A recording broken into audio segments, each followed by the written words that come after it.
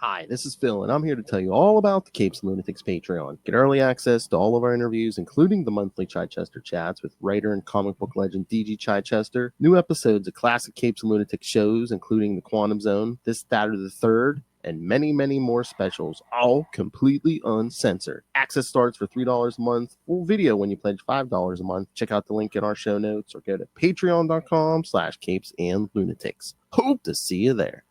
Who's ready for Thor? I mean, war. Hello, everyone, and welcome back to another episode of Marvel Tales. That's right, for the gods.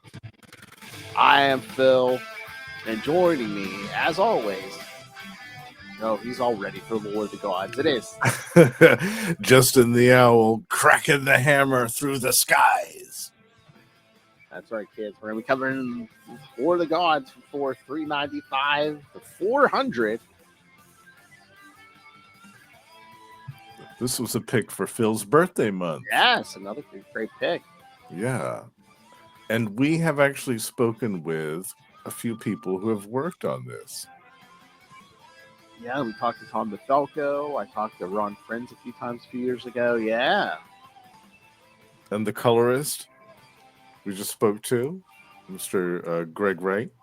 Oh, yeah. Yeah. I had actually forgotten he did some of these issues. Yeah. Oh, man. Yeah. See, now I feel stupid. I could have had a better intro. This is comic illustrator Ron Friends, and you're listening to the Capes and Lunatics podcast. I loved our chat with Tom DeFalco. That was so much fun. We got to ask him about one of my questions for him was about this story that we're going to talk about tonight. Oh, yeah. Because it was so intricately plotted and planned out. And I asked him if he had how long it took him basically to basically I asked him how it was that he plotted it out right up to issue 400 like that. Oh, yeah. It seems so effortless that it was done that way. I feel like we should pick a Thor story one day and just have the two of them on. Oh man, that would be awesome. Yeah. Mm-hmm. Yeah, there's so many great ones we could pick, like that Celestial Judgment story. Mm-hmm. This story, we could talk about really any of it. Yeah. Oh yeah, I'd be down for the Black Galaxy saga. Oh yeah. So much good stuff. Any of that Eric Masterson stuff. Yeah. Thunderstrike. Yeah. But I knew that this one was highly rated by both yourself and me. Yes. So I thought this would be a good pick for your birthday month. And we had to talk about it sooner or later. Oh, yeah, definitely. All right. So should we get into it? We got 6 issues. Yes, we do. Yeah, let's do it. All right. So, all right, there they are. All right, kids. So, yeah, we're starting off with Thor $3.95. Yeah. In a new team. Yeah. All right, so Thor $3.95 from September 1988. Enter the Earth Force. Writer Tom DeFalco, penciler Ron Friends, inker Brett Breeding, colorist Gregory Wright, letterer John E. Workman, and editor Ralph Macchio. Hogan is taken to the hospital where he undergoes emergency surgery to save his life. In the same hospital, 3 mortals are deceived by Seth and given powers to try and kill Hogan. Meanwhile, in a coma, Hogan is visited by Seth and has his mark burned into his face. In Asgard, Balder decides that he must recall the power of Thor for defense, even if it means leaving Thor himself, Thor helpless. Yeah, these synopses aren't that big, so. Well, that's all right. We covered most of the stuff. Yeah. Yeah, it's so funny in the beginning when Thor, he's just like, he comes flying and he's standing on somebody's, right next to somebody's open window and here's the news about Hogan. Yeah. And I found this weird too, is because it's like, yeah, Hogan's brought to the hospital by Daredevil. Right. Yeah, because in the previous story, they had a tussle. We'll cover those at some point too. Oh, yeah. I think that was Quicksand when that was happening. Oh, yeah. Yeah, I love that. But it's like if Daredevil's taking off as Thor's coming in, and I'm almost like, Yeah. look at that radar sense didn't pick up this god dropping from the sky. Well, maybe that's why he took off. He didn't No, want a big long explanation with Thor. although Hey, sorry I beat up your fellow Asgardian, but he attacked me first. So, well, he's thinking to himself, I got to find the Thunder God and learn, why Hogan was Lorca. Yeah, because I don't think Daredevil knows he's an Asgardian. He just knows Hogan was like, I have to find Thor. oh yeah, okay, Yeah. yeah. What makes me laugh are the Earth or the circumstances for the Earth Force coming together. Okay, you've got all of these people. Well, two of them died through really tragic means. This is the part that makes me laugh. Two of them died through really tragic means, but one of them worked himself to death. Yes. And that part makes me chuckle every time. Like you've got this one dude who Earthlord, who was a cop that was shot in the line of duty, basically gunned down like a dog in the street with no dignity and left to die. You've got this lady, Pamela Shaw, who suffered from postpartum depression after her baby died.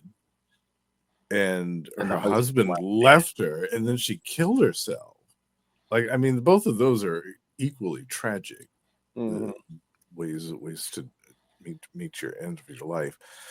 But then you've got this dude, Winston Manchester, a businessman who lived only to work and worked himself into an early grave.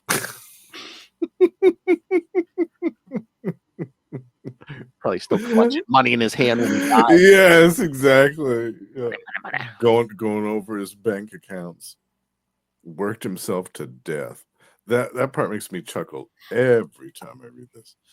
And I spoke actually about this team with Ray, the High Priest of Khonshu, Ray, our co-host on the Spidercast, because we were doing a bonus episode on Into the Night, the Moon Knight podcast, detailing Egyptian-themed characters. Besides Moon Knight, of course. I think I remember that episode. Yeah. Yeah, and I picked these dudes because, for one thing, I really like Egyptian-themed characters. I think that there's unfortunately not enough of them in comic books. But I always love, Moon Knight and Dr. Fate, my two favorite heroes, both have an Egyptian theme. So it's a weird coincidence, but I'm sure there's more to it somewhere. Maybe it was a past pharaoh or something. I don't know.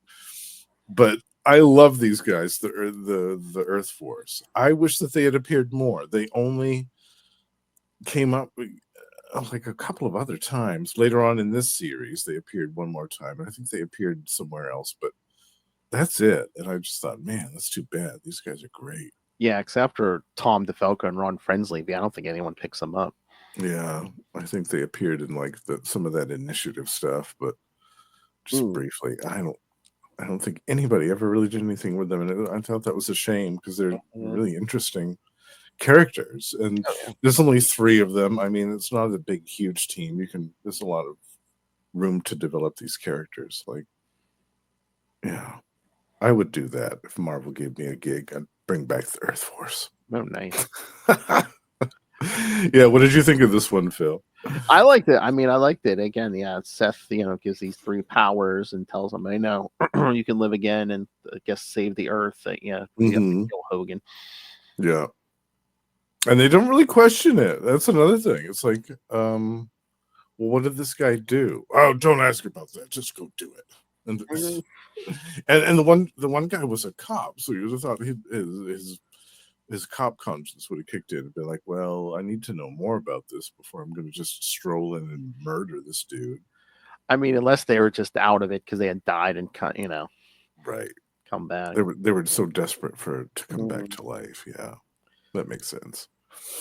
But I love, I don't think they have Thor use his the power, the hammer, and these creative ways anymore. Like he makes that bubble over the operating room. So yeah, get the Hogan and the doctors. Yeah, exactly. That was another thing I loved about this run of Thor was the creative things that Tom DeFalco and Ron Frenz did with Thor's powers. Not only with Mjolnir, like there were a few times that they took Mjolnir away from him and he had to depend upon his strength and his wits to survive. Yeah. And it was great. And God, I always love that. I love some of the Tom DeFalco dialogue, like when Thor's Yeah. walking down the hall in the hospital, and the one guard or whatever, they're standing there going, "Stop fanning the halls with your cape, Blondie," and try to. Yeah.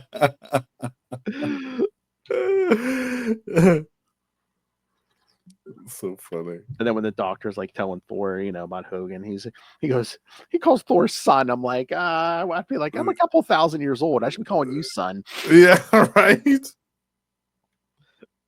Oh. He does still look young at this point, though.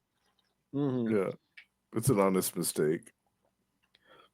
And I'd forgotten about this part with Hogan and Seth and the Oh yeah, he marks him. death Yeah. round where he marks him on the cheek. I was like, oh, that's dark stuff. Yikes. Worst hickey ever. Yeah, exactly. That's not the mark he wanted. Exactly. But yeah, no, the Earth Force smartens up towards the end. Well, at least two of them do. It's like, do we really want our lives back at this cost? So Yeah. Once they realize what they're doing, they peel out of there. But we'll see them again. Spoilers. Yeah. In this story, anyway.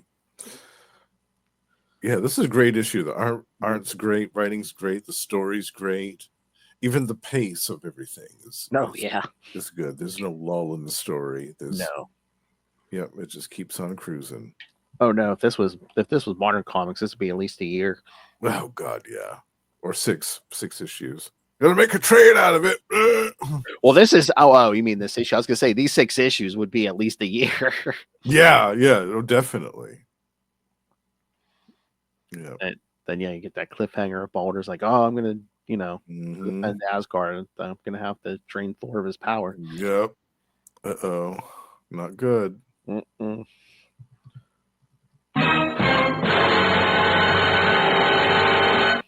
Yeah, that's another great thing about this era. There's always a cliffhanger ending to keep you guessing what's going to happen next. Oh yeah. Yeah. All right. Want to move? Want to get to the next one? Yeah. Let's see. We got.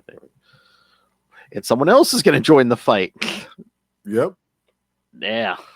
The Black Knight. So the next part is Thor 396 from October 1988. Into the realm of death! Exclamation point. Mm-hmm. Writer Tom DeFalco, penciler Ron Friends, inker Don Heck, new colorist Max Sheely, letterer John Workman Jr. again, and editor Ralph Macchio. So yeah, we've switched up inker and colorist. Did you ever do an interview with John Workman, the letterer? No. Oh, cool. He'd be a cool one to talk to. Oh yeah. Yeah, he's done a ton of stuff too. Yeah. On Earth, Hogan has recovered and been released into Thor's custody.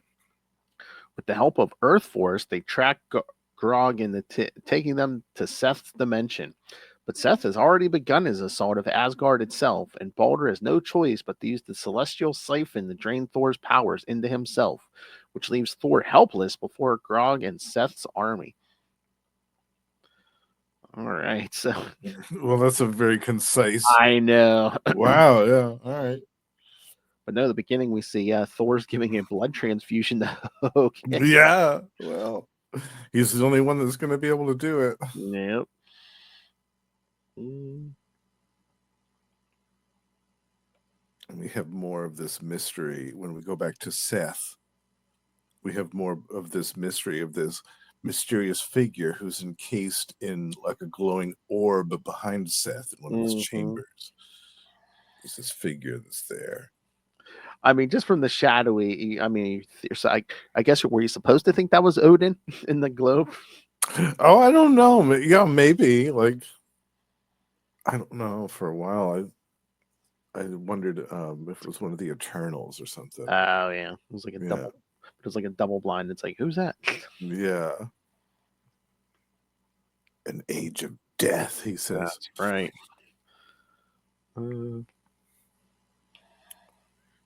But then I guess, Hogan must have told Thor about that. Asgard and Seth is coming, so. Mm-hmm. Uh, Force joins up with them. oh, yeah, they just show up and like, no, we made a mistake. Yeah, sorry about that. We didn't mean to try to kill both of you, you know. But we'll help you now, so no harm done, right?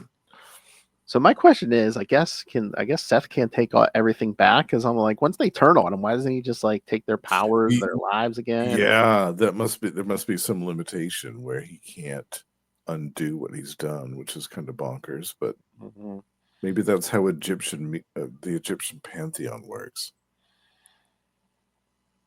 And then Sif is none too happy about Baldur's plan. Yeah, just tossing dudes around, getting right in Baldur's face. Because Asgard's been cut off, so Baldur's like, we don't know if Thor's Yeah, we don't know if he's alive, and she's like, I know it. I feel it in my heart. Don't take his strength away, because he could be in a position where he actually needs it. Mm-hmm. It's a logical statement to make. Exactly. Yeah. And yeah, as we'll see, like their whole plan to do this celestial siphon thing is ill-advised. But I know. That's just, I mean, it's so weird though too, that they could siphon his power from that far away, but they can't like contact him or like and half back. find out what he's up to, so that they don't do it in an opportune moment. Yeah. And then we get our guest star, the Black Knight. Yeah, I guess Fresh from the pages of Avengers. Well, they 392 and 393. Yeah, they mentioned the curse, I guess, when he killed Marina, but that's what I was trying to figure out. I'm like, so does this take place after 297 then? Oh, it must, Like yeah. after the end of the whole Dr. Druid thing, yeah. Yeah, because they take off. Him and Thor just take off by themselves. Yeah, and the Black Knight's even thinking, the fact that the Avengers have disbanded. So I'm assuming this is after 297. It must be, yeah. Yeah. For details, see Avengers 293. Yeah, oh, yeah, when he stabbed stabbed Marina, yeah. Yeah. So, yeah, they go to the vault where Grog's being held. Yeah. And then they take off his power dampeners, whatever, and I love it when Thor gets all pissed. He goes, "Answer me, or suffer my full, unfettered wrath," and he points Mjolnir right at him. They're like, "We better do something, because he's going to blow this dude's face right off." Yeah, the guards are like, maybe we're just in private. Yeah. But he instantly creates a portal to another dimension. Yes. Yeah. It's like Earth Force, like, look out, he's escaping. He's like, 'tis as I planned, follow him. Yep. He'll lead us to Seth, so they all jump through, and then Black Knight's like, he's like, I got nothing. I guess. He's like, I don't want to be the one to stay behind and try to explain this. Yeah. There's no Avengers to go back to, so I might as well do this. So he leaps through the portal, and they're all surrounded by Seth's army. Yeah, thousands of troops. Yeah, I love this battle. It's so good. Krog, do you truly believe that you will ever leave this dimension alive? And Thor whips that hammer. I do. Yeah, it's great. I love this battle. All of this stuff. But Pam runs away. Wind Warrior takes off in the middle of combat. I mean, admittedly, she was a housewife. She's not like a fighter. She's not cut out for this battling a legion of Egyptian soldiers armed to the teeth. Like, this isn't really her thing. So she takes off. But Seth is marshaling his forces for a full-on invasion of Asgard in the meantime. I love when Black Knight goes, there must be thousands of them. Thor, 'tis only a minor outpost. Yeah, minor. Yeah, that gives you a sense of scale on the sheer scope of the vast forces that Seth controls. His army is staggeringly large. But then, Seth's army arrives at Asgard, so Balder orders the siphon turned on. Even though, Yeah, immediately. Like, he doesn't even wait I know, for the battle to commence. Like, as soon as they show up at the gate, he's like, "Oh, flip the siphon on." as Thor's picking up a giant pillar to swing Yeah. his forces. The thing is, though, I thought that his belt also gave him strength. Didn't it? I don't know if it's that belt. There is a belt of strength, but I don't know if he's wearing it. Oh, maybe they got rid of it a while ago. Yeah. I remember thinking about that when this initially happened. I thought, well, wait a minute. Why do you almost get crushed by that column? Because I think with that belt of strength, he'd still be able to swing that thing around, even with some effort. Like, he'd be able to do it. I don't think it's his regular belt. Oh, okay. All right. Trying to remember, was he wearing it with that armor? Because didn't the Celestials destroy that armor or no? Oh, maybe. Yeah, that makes sense. Right. Yeah, you might be right about that. He might have lost that during that stuff. But even Thor's not mad because he realizes what Balder must have did, and he's like, to think what that decision must have cost him. Yeah, because it's really painful for him to do that, like to be strapped into that machine, and yeah, and his hair even changes color. I forgot about that. It changes from white to brown. Yep. Yeah, that's it. Then we get that great full page. Oh man. Oh yeah. I want a poster of that. Yeah. Yeah, I want a poster of that. That's amazing. I know, it's great. You could really see there, like the influence, like Ron Friends has said before, like he has a lot of his influences, like among others was Kirby. I can really see the Kirby in that. Totally. Yeah. There's some Kirby, but it's also he's got his own. He's got his own style as well. It's very evident there, and it's so good. It just makes me so happy every time I see it. Yeah, I love that. And we'll get a lot more of those throughout this story. Those great full page, or even double page. We'll get a couple of those. Yeah.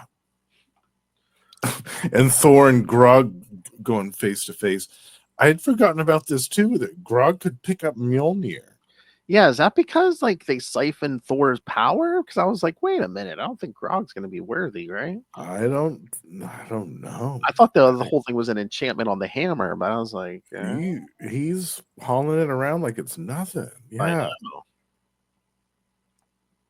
Yeah, I'd forgotten about that. That's why I was like, is it something to do with the siphon? Because I knew that there was a villain that was able to wield Mjolnir with ease, and I've forgotten who it was. I guess my mind had forgotten that it was Grog, the God Smasher. Yeah, I forgot about that. Let's see. Yeah, there's nothing in the notes about it, so I don't know. Yeah, it's interesting, right? But yeah, after he beats down Thor and takes Mjolnir, then Earth Force and the Black Knight and Hogun are overwhelmed by this legion of soldiers. Uh-oh. Yeah, even Thor's like, under a POW. Yeah. Cliffhanger ending. Another cliffhanger. All right, so. Yeah, I love this one. And you can tell like we're ramping up to something big. Oh yeah. Like with the invasion of Asgard and Seth's machinations and this mysterious figure in the background and Thor going all out berserk against this army. Like you can tell that we're ramping up to something huge here. Oh yeah. Yeah. All right, ready for the next one? Yes.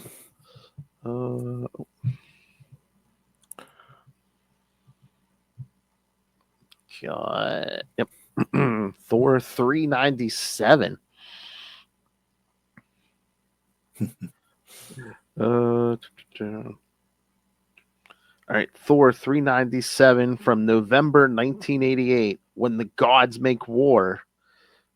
Tom DeFalco, Ron Friends back. This time, two inkers, Don Heck and Brett Breeding. Colorist Max Sheely again. Letterer Jack Morelli and editor Ralph Macchia. Thor, Hogan, Black Knight, Earth Lord, and Skyhawk are all trapped inside the Black Pyramid being tortured by Grog. Elsewhere, Grog tortures another prisoner into complying, and simultaneously, the Asgardians start to suffer mishaps and setbacks.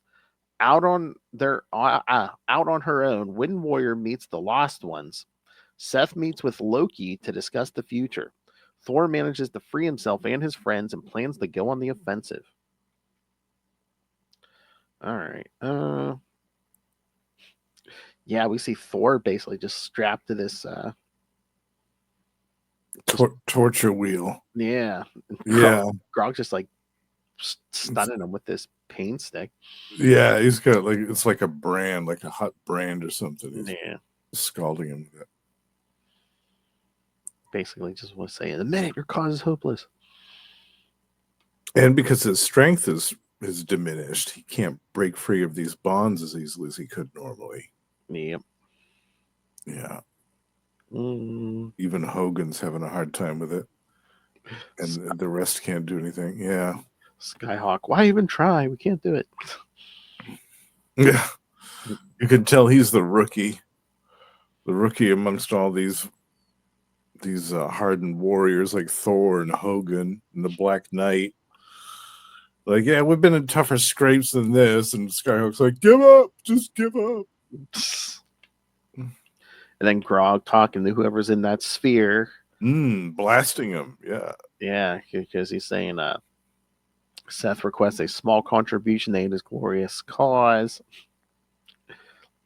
Grog's threatening him. I love the figure in the globe. Tell Seth that he is destined to lie down with yaks and be ravaged by swine. Yes, yeah. And that's enough to get Grog's goat.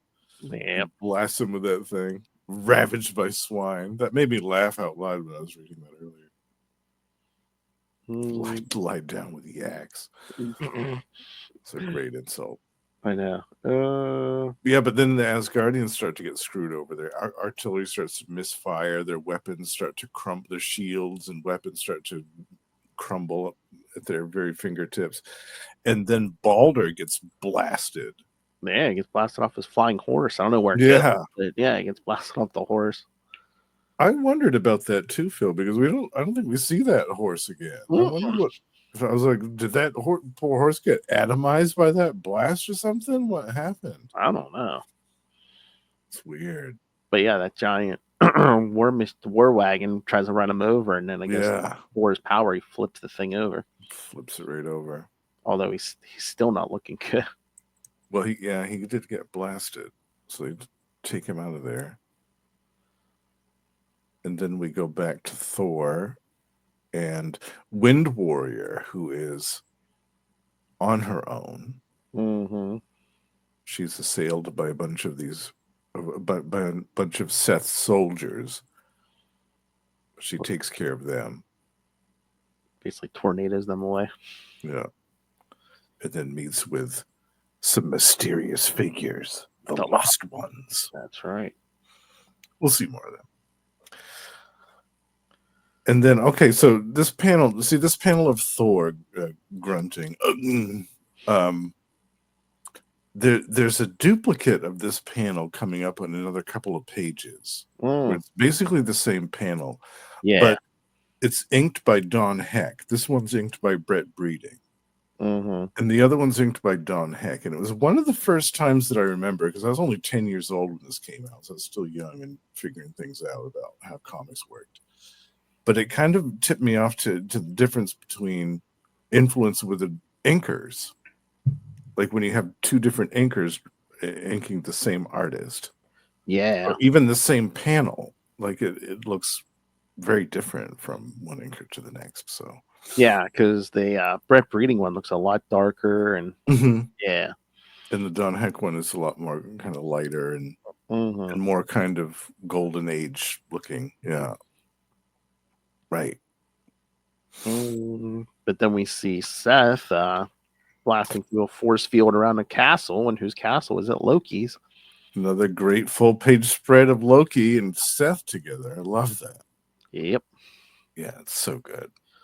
They have a little pissing contest, these two. Yeah, exactly.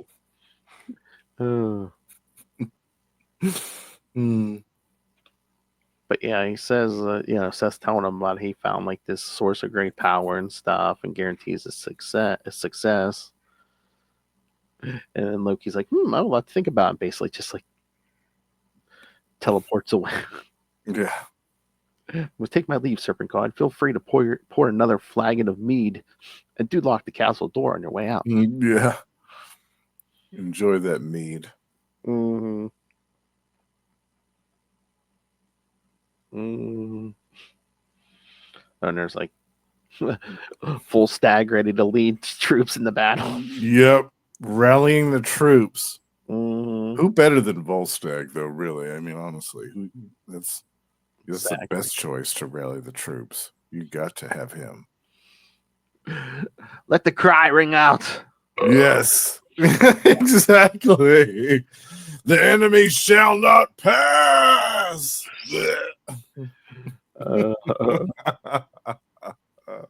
Then Loki shows up at Seth's place here and finds Thor and the others.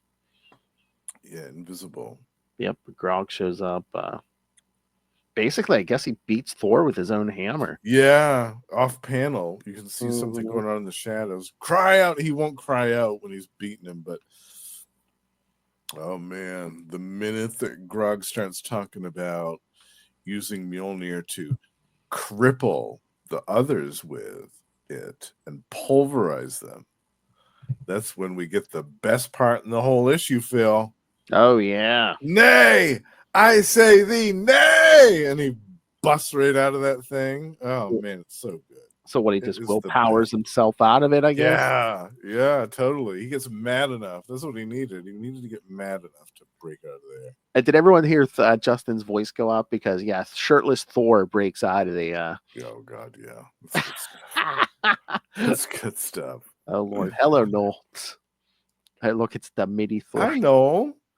The titty Thor. I bet Noel remembers this story. Sure he does. Yeah. The His Crusher, the God Killer, the God Smusher, the God Hugger, the God Smasher, the God Dangler, the God Face Pusher, the God Cleveland Steamer, the Opener, the God Wanker, the God Godder. Godder. You forget. No, you forgot the God of cranking the hog. We're cranking the hog.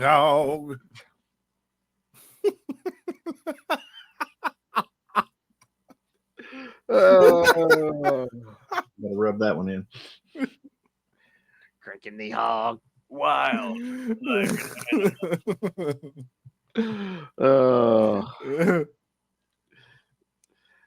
That's right. So Thor busts out, starts beating Seth's guy, the troops with the chains. Hogan gets free. And then they all free. Yeah, they're all free. They take the fight right to Grog. And then we get a great battle between Thor and Grog. And Thor ends up victorious in a big way. He ends up beating the hell out of this dude. Yeah, and I know they're trying to portray Thor as noble, but when he was like, he almost beat him to death. He was like, "Truly was the bloodlust upon me. Only a maddened beast continues to batter a fallen foe." Like, he was about to, he was trying to kill you. He's gonna beat your friends to death with your hammer. Yeah, he kind of deserved it. Exactly. In fact, kick him a little bit while he was down there, just for good measure.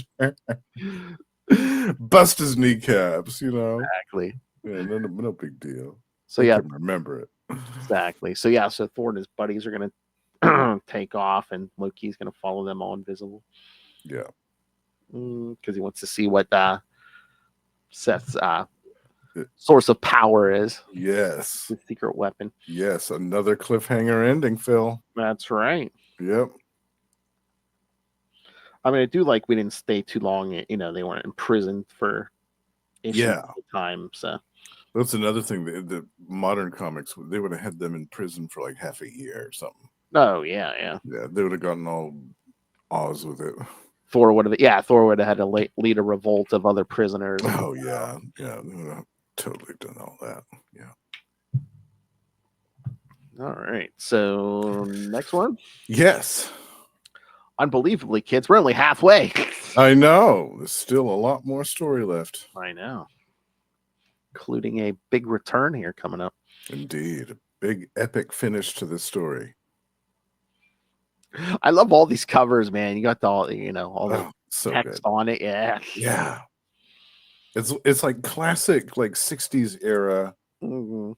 Like we were talking about that with Tom DeFalco. Like to us, he was like the Stan Lee of our generation. Oh yeah. Because the actual Stan had moved on, wasn't writing anymore. He wasn't doing any of that stuff anymore. But for the new comic books that were coming out on the newsstand that we had access to as 9 and 10, 11-year-old kids, like he was the man. Like he was channeling all that magic that Stan and Jack Kirby did in the 60s. yeah. And to us, he was the Stan Lee of our generation. Absolutely. Do you- And this story is perfect testament to that. Oh yeah.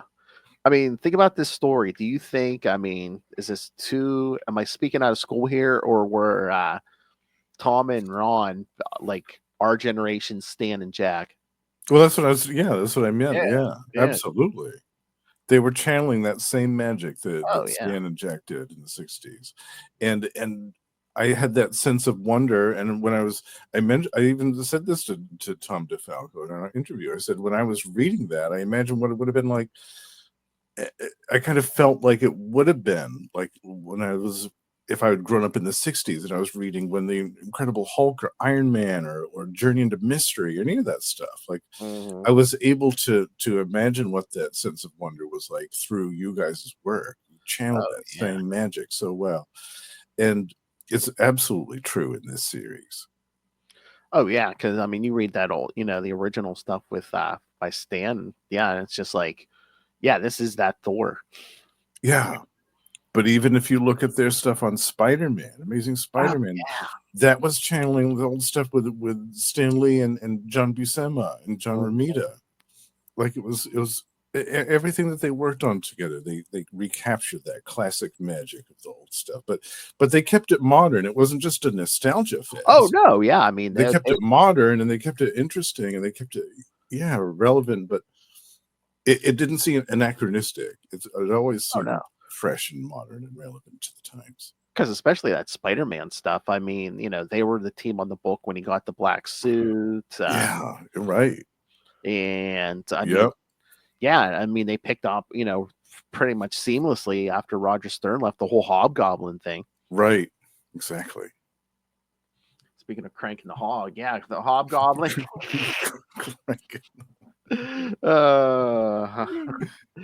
likes the hog? Who likes the Hobgoblin? Howdy, y'all.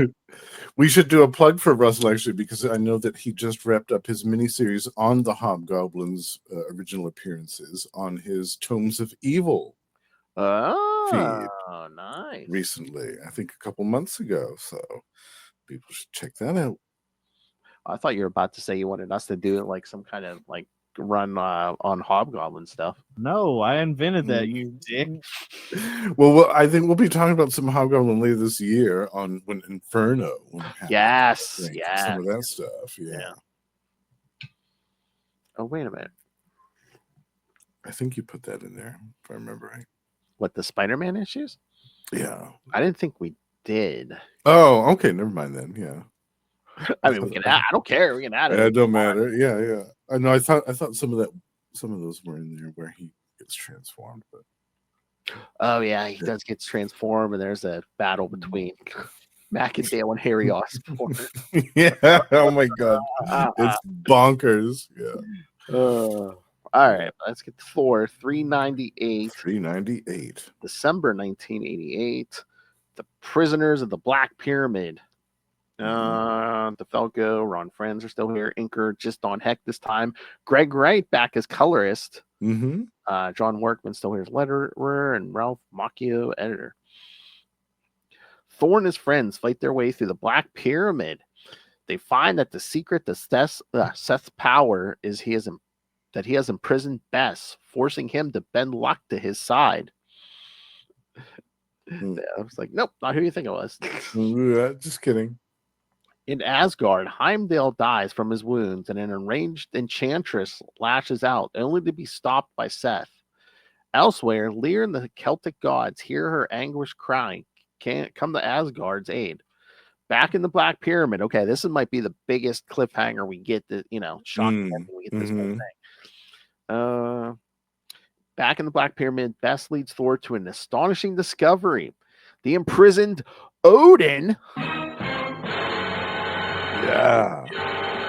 I don't think they've seen since Thor 353. It's been a while, right? Yeah, because he was basically battling Surtur the whole time. Yeah. In like another dimension or something. Yeah. I was gonna say that might be something else for the list. Maybe some Walt Simonson Thor. Oh yeah, definitely. Because you know who we might be able to get for an episode or two on that, who's a big fan of Walt Simonson's Thor? Who's that? Mr. Will Allred. Oh, okay. Yeah, definitely. Yeah. Let's do that. Mm-hmm. But we should do like the whole saga. Oh, yeah. With the midget serpent and... How many issues is that? Yeah. Oh, it went on for a while. We'd have to do like a month or two. At least a month. Yeah. Because wasn't that like, oh God, was that like at least 20 issues? Oh, yeah, we may even have to do 2 months of that. Yeah. It'd be worth it. It's classic. Yeah. Well, again, I think doesn't his run start with the whole origin of Beta Ray Bill? Yes. Yeah. And then there was Frog Thor in there. Mm-hmm. Like, oh my God, I love that stuff so much. Yeah, it's my favorite Walt Simonson stuff. Oh yeah. Yeah. But yeah, Will loves that run. Nice. Let's do that. Yeah, we'll put that on the agenda for next year. Because I forget how many years ago, might have been like around, might even been before I met him, but I guess Will, I don't know if he just like taught some like comic book class at the college. Oh, nice. Yeah. And I definitely, I know he said Walt Simonson Thor was part of his lesson plan. Nice. Yeah. Well, that makes total sense. Oh yeah. Yeah. All right, so back we see Thor and the others still battling Seth's forces. Loki's still invisible. Grog trying to get away while he's all chained up, and Thor just smacks him with that hammer. Yeah. Where do you think you're going, loser? And Grog's just like, no, kill me. I'll show you everything. Yeah. He's afraid now after that beating he got in the last issue. He is scared. That man is afraid. We get back to Asgard, still under siege. Yeah. And we get some crazy stuff here. Heimdall getting riddled full of arrows first. Mm-hmm. Then Fandral goes all cavalier here. Carrying a sword in his mouth at one point. Carrying a sword in his mouth and kicking dudes in midair and doing all this crazy flips and stuff. Yeah. I love it. Now they got those winged creatures or whatever attacking. Yeah, I think, what are they, harpies or something? Or yeah. Something like that. And then Volstagg comes to his aid. But the two of them are suddenly swarmed by these things. And that was the cliffhanger regarding those two. Like, we don't see them for the rest of the issue. So I was thinking, oh my God, what's going on with these two? Are they dead? Yikes. I know. It's crazy. And then, back at the Black Pyramid, Thor and the others are fighting Seth's forces. Grog manages to run away. Yeah, the little escape hatch. Then they encounter Bez, the Egyptian god of luck, who has been Seth's unwilling prisoner. God of luck and the Lord of probability. The funny Thor would have been like, we need to short circuit that plan. Get me the mortal known as Longshot. Yeah. I am the master of good fortune. I love these panels with Loki, who's still invisible, and he's in the background. He's thinking, my half brother is so sickeningly honorable that he often fails to see deceit in those he encounters. I hate Thor above all others. His very presence disgusts me, revolts me. It truly pains me to aid him, but I must. That's great. So he imparts some of his strength to Thor here. half an of his important. part. It's an Yeah. important detail. Yeah, Oh yeah, that comes back later. Yeah. yeah. Mm, We get a brief glimpse of Wind Warrior with the Lost Ones, who were revealed to be the rest of the Egyptian pantheon who had been prisoners of Seth, or exiled by Seth, rather. I mean, I guess After they were stripped of their powers. yeah. I mean, I get that we had probably limited pages, as hard as it is to believe, but they really didn't do a lot with these lost ones. No, we didn't really see much of them at all, did we? Mm-mm. Yeah, really, through the rest of this. Yeah. Mm. Oh, and this is my favorite part here, Phil, when Heimdall passes out from his injuries in the tent, and the Enchantress goes berserk. And I love that full page spread of her. Oh yeah. Just kind of wailing out her anguish and her just her rage and her sorrow and all this. And all of these different gods and pantheons and things can hear it. I love that. Oh yeah. Still to this day, that's my favorite part of the issue. Oh, and we're gonna see her soon again here too. Once we start Secret Wars. That's right. Yeah. She is a big part of that. That's funny. It's Secret Wars. They didn't use Loki. They used Enchantress. Yeah, I love it. Yeah. I love that. And I was really surprised by this part too. The first time I read it, I thought, "Oh man, she's gonna put the hurting on Seth." But Yeah, she basically does a kamikaze run. Yeah. yeah, but she doesn't even phase him, and that's due to the fact that he's absorbed the powers of these other Egyptian gods. He's a lot more powerful than I guess anybody realized. Mm-hmm. Yeah, so the Enchantress's efforts were all for naught. And then Balder's standing there thinking, he's failed, and if only Odin was here. But then another warp opens, and there's Lear, the Lord of Light. Lear and the Celtic gods. Yeah. I love these guys. We should do a couple episodes on them too. They're great. Yeah. At some point, we'll add them to the list. Because he asks Balder where Thor is, and he says, "I fear he may have already fallen in battle." And Lear's like, "Good friend and a valiant warrior. We shall drink in his memory after we have crushed his enemies. Yep. Then we are allies. Join the fight for Thor, for Asgard, for Thor." And Balder's thinking, yeah, even when he's not here, the son of Odin continues to aid his people. Mm-hmm. Yeah, the Celtic gods and the Asgardian gods, I guess, were enemies. Yeah. For a long time. Well, and again, I mean, you got to figure too. It's like one of those situations where it's like, well, yeah, if they wipe out the Asgardians, who are they going to come for next? True. That makes complete sense. I think Seth wasn't going to be finished with the Asgardians. He was going to keep going. Seth's also almost like Thanos. He's just like, he wants to wipe everything out. Yeah. I'm surprised Seth isn't added to that list of like death's, suitors. I know. Yeah. Well, he more worships her like she's his god, basically. Yeah. Yeah. Oh, there you go, kids. Get some girl on girl action. Get the Viper trying to win the hand of death. The Viper. The Viper becoming a goddess of death. Yeah. A priestess of death, rather. Yeah, totally. But yeah, Thor and the others are battling more Seth's warriors, and then there's the big reveal at the end. Yeah, Bess leads him to the door to that dungeon, and when Thor breaks in, he's like, "No, it can't be. It can't be." Odin the Allfather. Basically chained up above the floor. Yeah. Yeah, that was a great cliffhanger. Yeah, it's building up here. Yeah. All right. Any other thoughts, or should we get to the next? No, let's move on to 399. The penultimate episode. You're welcome. Oh, Lilith. Yeah. Lilith. Drink your mead, Lilith. It was the penultimate episode, or the penultimate issue. Yeah. The most magical part of these covers, 75 cents.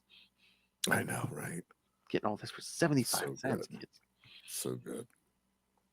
And also, on a side note, I think that we'll see Brian do an article on the War of the Gods at some point.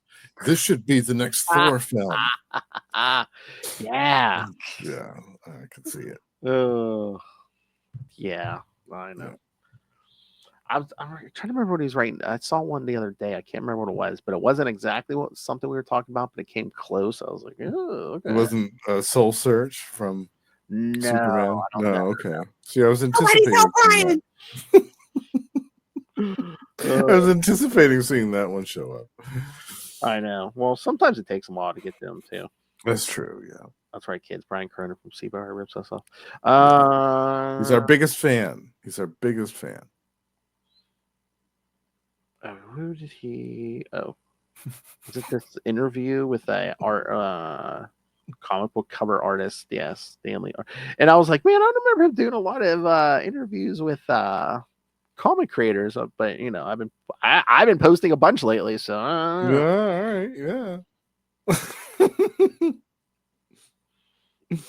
Oh, unless he's going through the back catalog, because here's a well, sometimes he posts his old stuff too, but an article about how Wolverine and the Thing got past that whole sliced open your face issue. Oh, right. Yeah.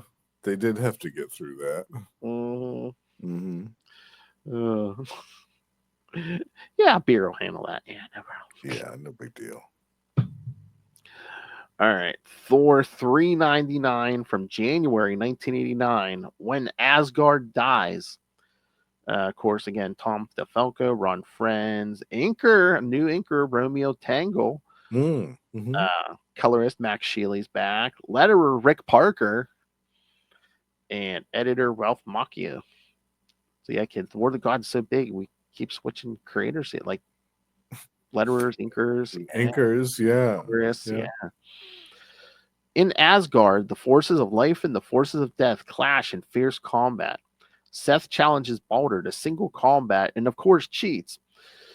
Balder falls and the power of Thor returns to him. The manacles holding Odin were really power dampeners, hiding his presence from Surtur.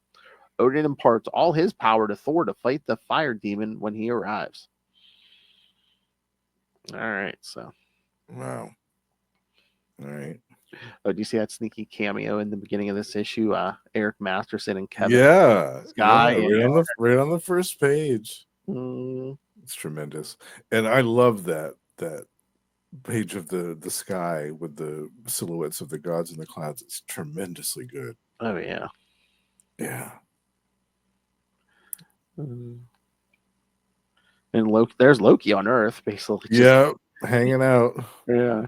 He's like, Like, run, this mortal, is but you'll find no basically- shelter. Yeah. Yeah. And back on Asgard, still under siege. Yeah. The Asgardians and the Celtic gods joining forces together to drive back the hordes of Seth. And then, of course, his potential lover, Carnilla, is watching the whole Carnilla, yeah. Yes. She goes, be silent, you old hag. Because there's a nasty old witch that's talking trash about Balder in front of her. Because she's like, I don't want Seth to find us, but my heart demands that I aid my love. But how? I was wondering, too, in hindsight, why Hela was silent during all this. Yeah. We didn't hear a peep from Hela during all this stuff with Seth. Okay. So I see what you're saying. She was hella quiet. Hella quiet. Yeah.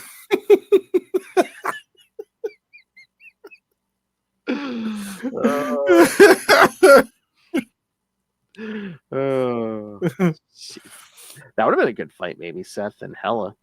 Yeah. Yep. I want a rematch. I want to see that. Oh yeah.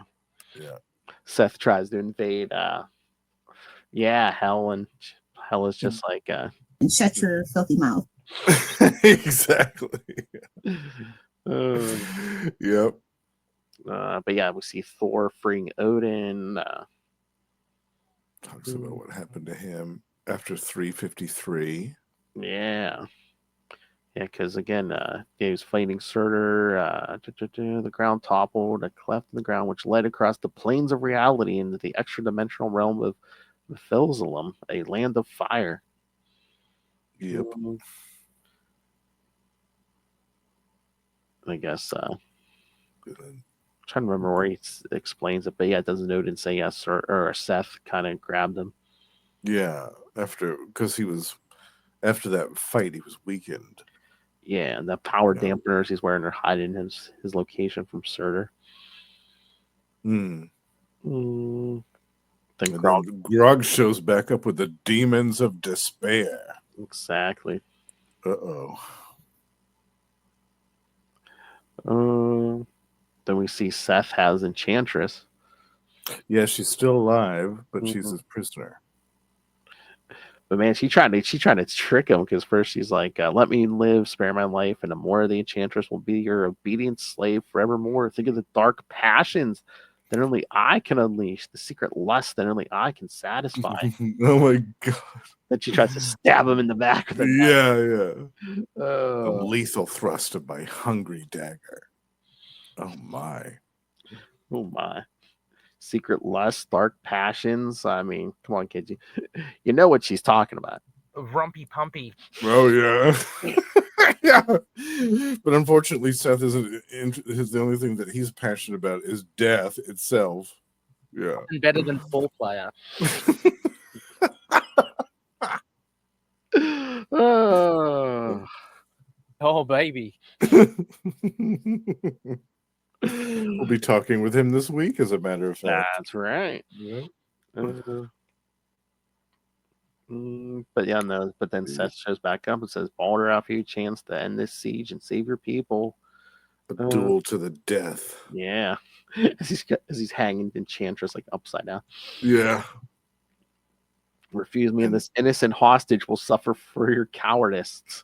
Innocent. Well, I don't know about that, but all right. I know. I was waiting for one of those Asgardians, like Sith, for somebody to be like, innocent. Innocent? That's stretching a little bit, but okay. And Lorelai rocking her Walt Simonson garb. Oh yeah. Yeah, I love that stuff.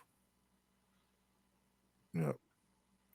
But of course, right off the bat during the duel, I had almost forgotten about this, Phil. Like right away, like they barely even start fighting when all of a sudden these dudes are shooting blowguns at Balder. I was like, how are you going to cheat just off the bat like that? You're not even going to like wait a few minutes for them to duel it out. You're just going to immediately go into him with the deceit. I was like, yikes. I know. I love Seth. It's like, I hope that you would provide me with greater sport. Well, yeah, I would have. He didn't literally shoot me in the back. Yeah, with a bunch of poison darts. Like, what's the sport in that? Yeah. But then he reflects his own blast back at him. I love that stuff. Yeah, eat it, Seth. And then we've got the fight back at the Black Pyramid. Yeah, Wind Warrior shows up. Wind Warrior showing up with the Lost Ones, yeah. But then Odin's thinking, yeah, Thor's in trouble because of doesn't have his godly power. Yeah. Still got Mjolnir, but that's about it. I love that panel of Odin just kind of tossing around those dudes. Yeah. Even without his Odin power, he's still a force to be reckoned with. And then, yeah, back at Seth and Balder, Lorelai throws herself in the way when, again, Seth's troops were going to gun him down. Yeah, they were just going to blast him this time. They weren't even going to shoot him with the poison darts. They're just going to blast him. And he still blasts Balder, even after that. He still wins. And the others are like, yeah, we got to get him. Seth cheated. Yeah. But then there's another war wagon that peels through and starts keeping them on the defensive even worse. And Sif, Asgard has fallen, she says. Uh-oh. When she says that, things are pretty dire. And Balder's thinking, yeah, he's unworthy of the power he siphoned from Thor. Yeah, biggest moment of despair. But he is whisked away at the moment, at Seth's moment of triumph, by an unknown force. But Seth's like, oh, Asgard is mine. But then Thor's like, all of a sudden, Thor feels his strength returning. He's like, no, that must mean Baldur's dead. Yeah, he starts freaking out. Yeah, starts taking down the monsters. Yeah. Yeah, he goes nuts. He whips up this like hurricane and totally trashes this pyramid. Mhm. Even Odin's like, my son has proven victorious, but my heart. Yeah, this is great. Oh yeah, but then Odin tells Hogan they have to open a portal back to Asgard, and Thor's ready to go, and he says, "No, my son, the others shall go, but thou must need remain behind." There's another fight that needs to happen here. Surtur. Yeah, because basically Odin gives Thor the Odin power, and then takes off with the others, and yes, Surtur shows up at what's left of the temple Immediately. Yeah, Look at that last page. there's your cliffhanger. Oh man, talk about a cliffhanger. Yes. Yikes. Wow, I love it. It's so good. It's really magnificent artwork, all of it. Oh yeah, because they're talking about battle to the death. Yeah. Yeah. And this was great too because we didn't have any lead up to this. Yeah. Like, Surtur was mentioned briefly. Yeah, the stuff with Odin, but there was no like subplot or anything like that where you saw Surtur in his realm just kind of watching what's going on in Asgard and waiting for his moment to strike or something like that. There was none of that. He just shows up like immediately after Odin takes off and bestows his power to Thor. Oh yeah. He just shows up right there, right on the last page. It's great. I mean, like unless you were reading the Walt Simonson run, you're like, well, where the hell's Surtur at? Right. Yeah. Well, there he is. Yep. Yep. All right. Should we get to the last one? Yes, here it is. So I wondered, like, because I didn't pull the floppy out, Hale. How many pages was this? Because on the app there's 64 pages. I think it was 80. Oh, maybe, yeah. Maybe. Because like again, like $1.75 for. Yeah, I read this one so much that the cover almost came off. Like the size of bigger than an annual, maybe. Yeah. I think it might have been 80 pages. Oh. I'm gonna look it up because I noticed that too when I was reading it on the app. I thought, wow. I mean, unless they went with no ads that issue or something, but I don't remember. I'm gonna look it up. So yeah, kids. All right, there it is. Thor 400 from February 1989. Lest the heavens perish. The main story. Writers Tom DeFalco and Ron Friends. Okay. Yeah. Penciler Ron Friends, inker Joe Sinott, so new inker again. Another inker, yeah. Max Shield is back as colorist. Letterers Michael Heisler and John Workman, and editor Ralph Macchia. Well, yeah, I don't blame anyone, for getting help on this issue. So, man, yeah, definitely. Thor battles Surtur across time and space. He uses the Odin power to grow to giant size and face Surtur on equal terms.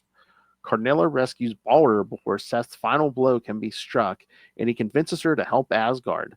Meanwhile, Odin fights Seth, and with the help of the cursed Black Knight, the serpent god is defeated. Earth force is restored by the Egyptian gods and returned to Earth. So, according to this, it's 64 pages. So they must have cut out the ads out for that. Wow. Maybe. Yeah. That's cool. All right. We'll have no room for no ads. Yeah. That's all right. Mm-hmm. They can do that for one issue.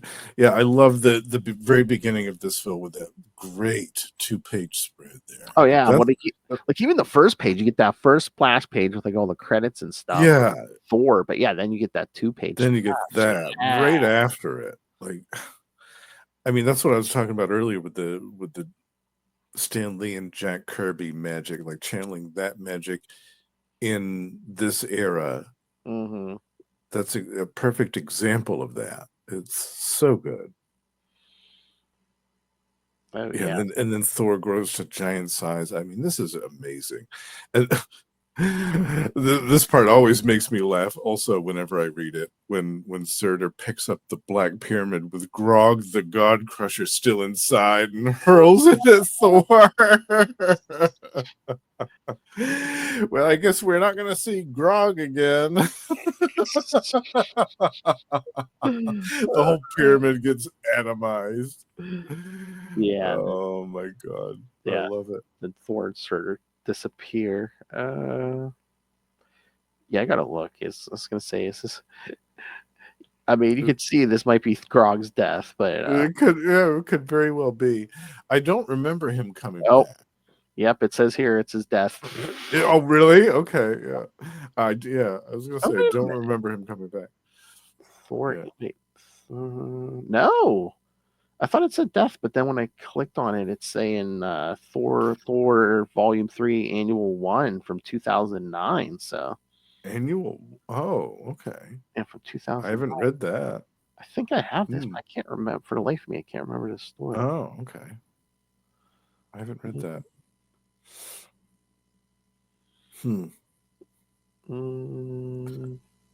Oh, I guess maybe Seth and Grog return. Oh, interesting. Oh. We can cover that one at some point, Phil. Yeah. I completely forgot about that one. Because I thought, because we're under 400. It's saying Grog death, so I don't know. Well, as we know in comic books, death is a loose concept. Exactly. Yeah. And then back at Asgard, we're still fighting Seth's forces. Carnilla has Balder. So he convinces her to help. Yeah. Yeah, she wants to stay out of the fight, but it doesn't really work. I just love how while Thor and Surtur are fighting, they're basically taking a tour of like the more exotic locations of the Marvel universe. Like they appear in the ocean, like they're basically battling in Atlantis. Yeah. You're going all over the place. A magical mystery tour. I'm like, wouldn't that have killed like all the sea life, including the Atlanteans? I mean, Surtur's pretty hot. Yeah, to say nothing of their battle. Like, between the battle and him boiling the ocean. Yeah. And then Seth's basically trying to take his victory lap around Asgard, but then he finds Heimdall, Fandral, and Volstagg. Yeah. Volstagg holding a gun. They're still alive, but they're not doing too well. They're all pretty badly beaten up. Yep, but then that's when Carnilla's forces show up. Yeah, I love that part where her trolls and all of her various creatures come out of the woodwork to assist in the fight. It's like, I mean, this is all of Asgard united now. Oh, yeah. Yeah, I love it. And then Sif trying to rally the troops here, and then everyone's like, "Oh, it's over," and Sif's like, "No, while we survive and strive to fight the good fight, the dream endures, and the Lady Sif speaks true." And Odin's back in that splash page. Yep. Death to Seth the Serpent God. I love that. He's rallying his people. He's back. And then we're reminded the Black Knight's curse is still going on. And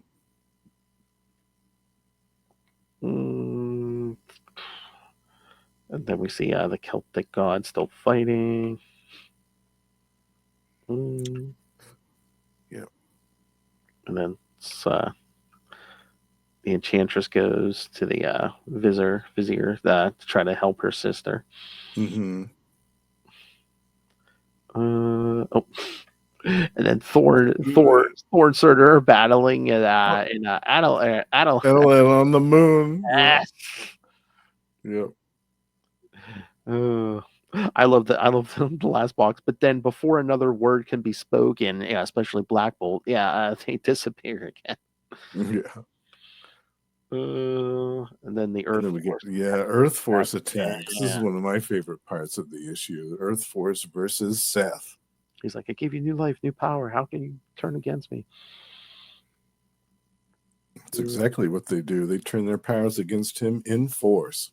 Yeah, because I won't serve death. But he's just too powerful for them. He takes them all out. Yeah. Given enough time, I almost believe that you could defeat me, but time has already ended for you, for all of you. For all of you. Yeah, I forgot how brutal he was with Wind Warrior. He blasts her into oblivion. I thought, damn, that's harsh. Exactly. Severe. Yeah. Mm. The Lost Ones start to attack him and try to take their powers back from him. Yes. But he turns into a big old snake. That's right. Oh God. But then, the Black Knight's curse finally, takes full hold, and he basically just drops to the ground. He is completely immobilized. He's basically become a living sword. I love Hogan's sword. Yeah. So Odin's Odin's gonna battle Seth here because he's like, even though I gave the Odin power to Thor, I guess he can pull power from the land itself. Mm-hmm. So he's fighting the huge snake, and Thor's still fighting Surtur. Yeah, I love that parallel with Thor versus Surtur and Odin versus Seth. They're all giant. Yeah, it's tremendous. So Odin's wrestling the snake, and then Thor and Surtur show up there. Yeah. Yep. It's like a clash of the titans. It's amazing. Seth's like, oh, you're telling Odin he shouldn't get distracted. Nothing can save you now. And then Hogan starts bashing on the tail with his mace. Yeah. That's it. But Hogan's like, okay, my plan worked. He's forgot about Odin. But then, Surtur's telling Thor, your father has fallen, your kingdom lies in ruins. Within mere moments you shall die, and I shall set the heavens aflame. Nay, Surtur, I say thee nay. I say thee nay. Then Hogan, picks up a Black Knight and hurls him like he's a spear or something. right through Seth's head. Yep. And then Thor's using his hammer to basically puts him in a vortex, but he keeps contracting and then it implodes. So I guess when Seth's defeated, I don't know if he's supposed to be dead, but he hits the ground and keeps shrinking until he shrinks away to nothing. Yeah, that's it. Yep. And then another full page splash of Thor and Odin, giant over the Asgard. Yeah. I love that.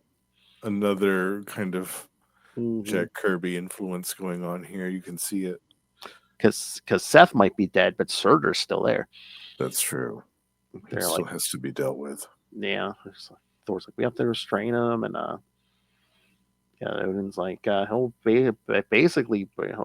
eventually break free of any entrapment.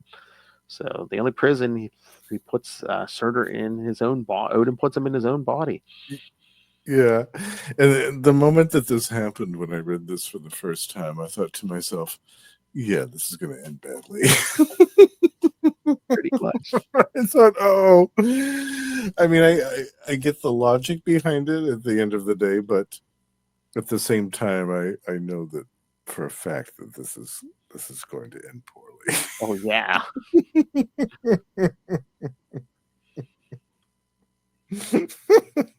This is a better solution than locking him in some other dimension or something. Yeah, or I don't know, there's got to be somewhere else that they could put him other than inside of Odin.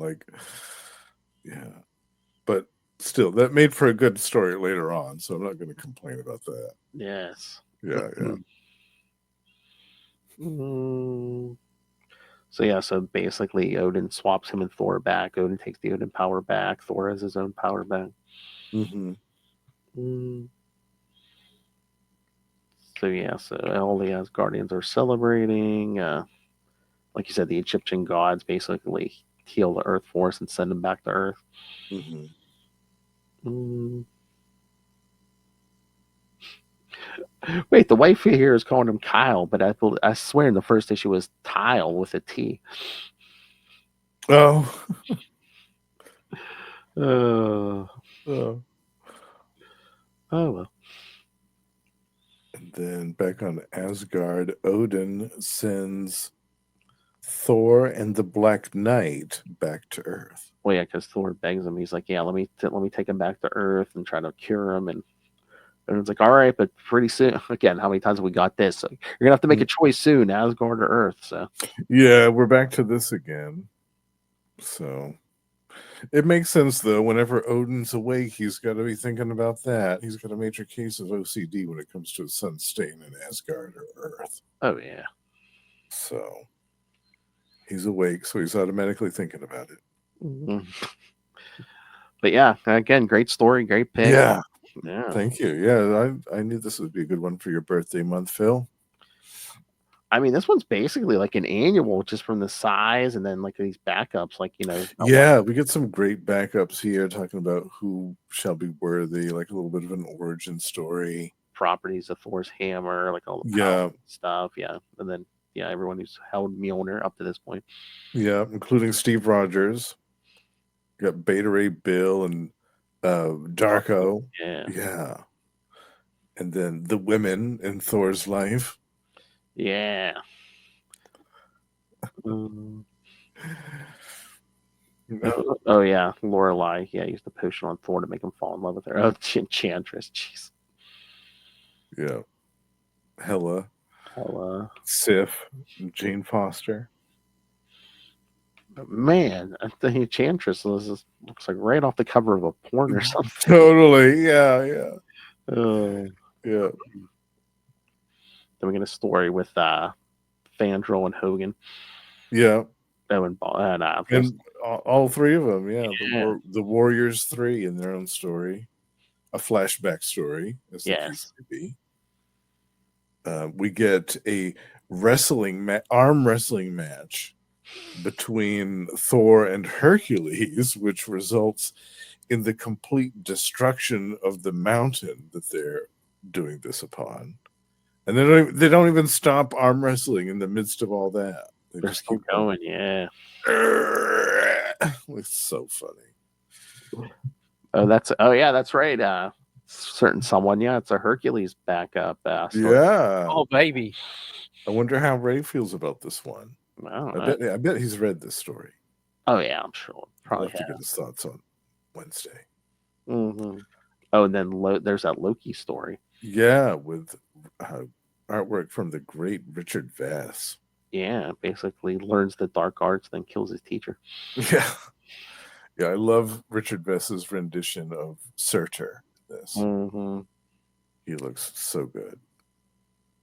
I love this backup story. And you get a pinup of Sif by John Workman and Joe Sinnott. John Workman and Joe Sinnott. Yeah. Love it. Look, she took one boot off, showing some ankle. Yeah. Scandalous. Scandalous for 1988. Oh yeah. Yeah, right. I love this story. I was trying to think about this. This might be my favorite Thor story. It is up there, yeah. This might be my favorite. I just love the execution of everything. I love the characterizations. I love the script. Tom DeFalco's Thor dialogue is always pleasing to me. Oh yeah. I mean, I love the Walt Simon stuff a lot too, but I find that I kind of have to be in the mood for that. Whereas this, I can pick up anytime. Exactly. I can pick this up anytime and read it. and I'm always similar to the Bloodstone Hunt, my favorite Captain America story. I can pick that up any old time. Oh, yeah. And always am entertained. I am always enjoying myself, and I'm always transported back to when I was a kid reading it for the first time, loving it. Oh, yeah. And yeah, this is very similar to that in that regard. I can read this anytime. Oh yeah, that's what I've said before. It's just like, before Tom and Ron were on the book, like Thor was hit or miss for me. I mean, the Walt Simonson stuff was good, but like they're the ones who got me into the book. Like, like Yes, this monthly and stuff. yeah, me too. I picked it up right when Tom DeFalco started. I started collecting it regularly. Before it, I had bits and pieces of the Walt Simonson stuff and really enjoyed it, but some of it was a little over my head at that age. And I knew that I would have to go back to it at a later date. I would appreciate it more. And I did. And again, but the Thor stuff was great. And then the Eric Masterson's stuff is Thor. Yeah. But the stuff with him in space and dealing with the Celestials, like that was right up my alley. That's what I was looking for. And then you get those great one-offs like that little Secret War tie-in, that one-off issue with the Enchantress, and you got that one issue with Darko, and just kind of random stuff like that really made me interested in the book again. And want to pick it up on a regular basis.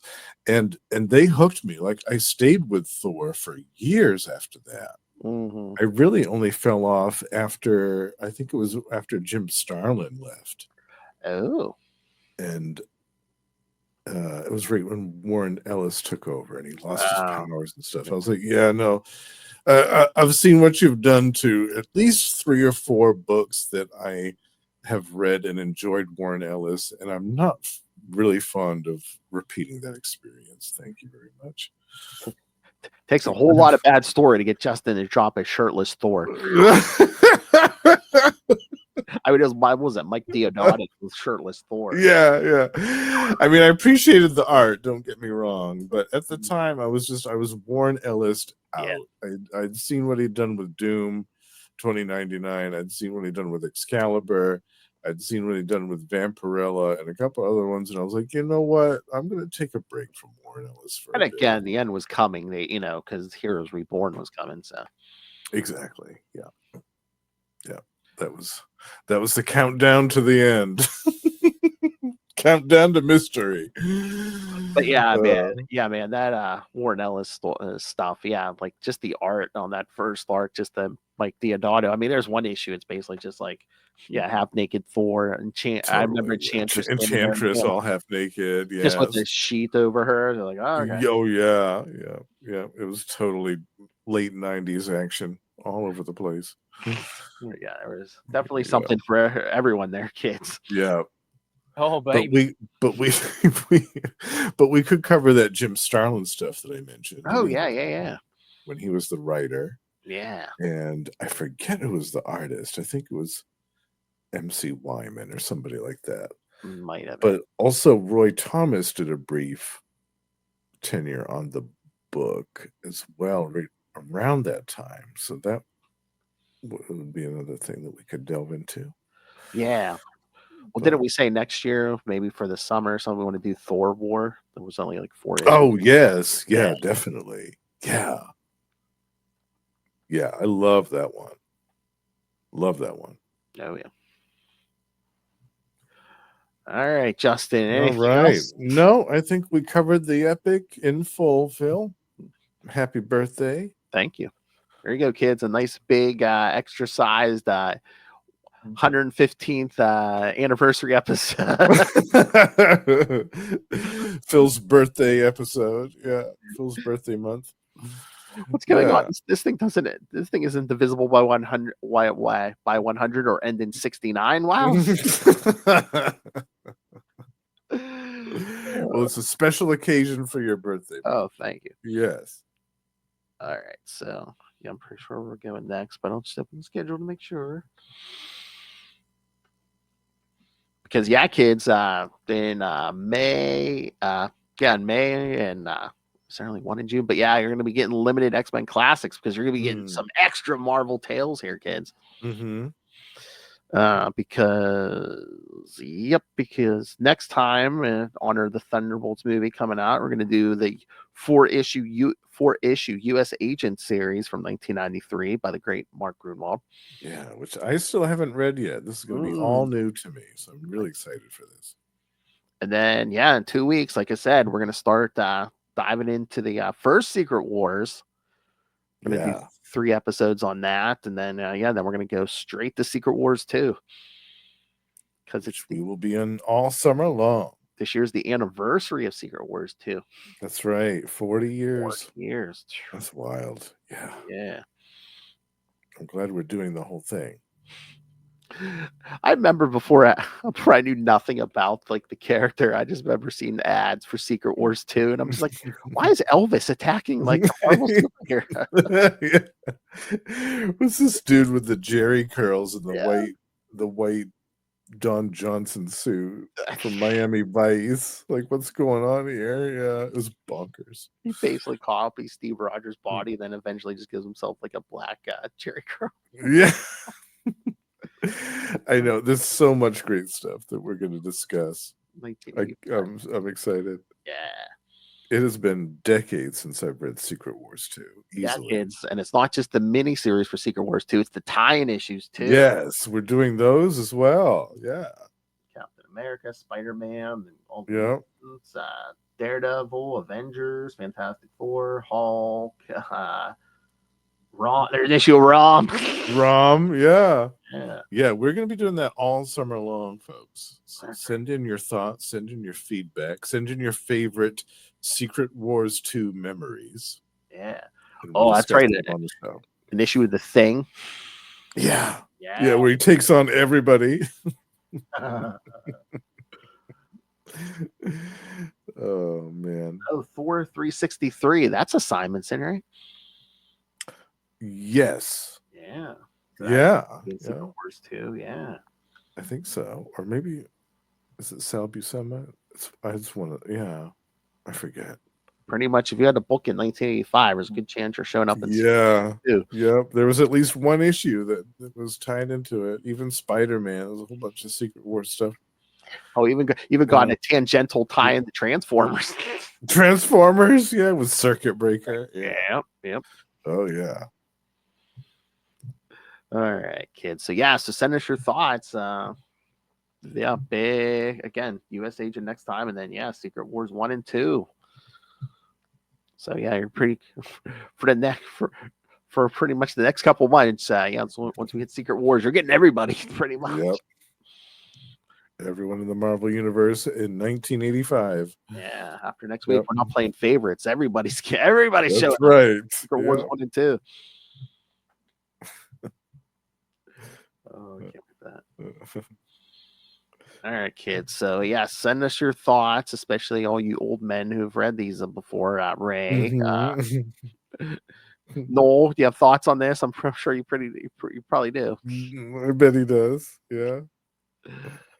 I don't know if Russell's read any Secret Wars 2. I bet he's read the first one, but I don't think. I was gonna say, send thoughts on the first one. Doom's in there. Yeah. There's a ton of villains in Secret Wars 1. Come on. But maybe he has read it because I think isn't that where Teach Me How to Urinate came from? Secret Wars 2. Yeah. Yeah, Secret Wars 2. Yeah, maybe he has read some of it. Beyond their ass Spider-Man to help him. Yeah. God. Oh man, it's so funny. Secret Wars 2. Teach me how to urinate. Yeah, that one. Yeah. Yeah, he must have read some of it. Yeah.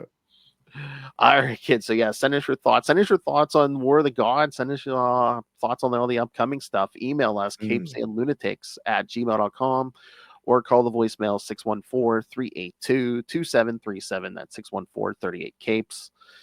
And remember, you can catch pretty much anything we've ever done at CapesLunatics.wordpress.com. Help support us by buying merch at TeePublic and Spring. And again, deadlier than any god of death, Lilith Hellfire demands that you rain random money on us through the Cash App link. Make it rain. That's right. That's right. Don't anger the goddess of death. Mm-hmm. And of course, the Patreon, where every month Lilith and I give you exclusive, uncensored content. And if you are a Patreon member like Justin here, that's right. Join me in the Patreon elite. you can make requests for topics for us to discuss. And again, it doesn't have to be comics. It can be pretty much anything. So keep sending those, sending those, well, subscribe and then send those requests in. So you can subscribe at patreon.com/CapesandLunatics. More vicious and brutal than ever. All right. Now for this Justin the Owl. You can catch him again here. You can catch him here every week, either on Marvel Tales or X-Men Classics. Like we said, it's going to be all Marvel Tales here for a little while. So, yeah. But again, you'll be seeing your favorite mutants still. Also, you can catch Justin once a month on shows like One World Under Doom, the Doctor Doom podcast, Energon Universe, where we cover all the new Transformers and G.I. Joe stuff from Image.